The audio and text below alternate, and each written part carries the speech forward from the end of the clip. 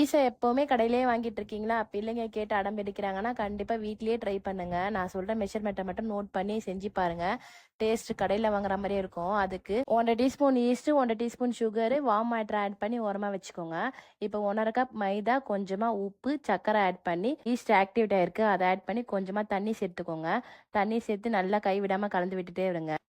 15 நிமிஷம் நல்லா நீட் பண்ணி எடுத்ததுக்கப்புறம் கொஞ்சமாக பட்டர் ஆட் பண்ணி நல்லா சாஃப்டாக நீட் பண்ணிக்கோங்க. இந்த மாதிரி வந்து சாஃப்டாக இருக்கணும். இப்போ இதை 1 ஹவர் ப்ரூஃபிங் விட்டு எடுத்துக்கோங்க.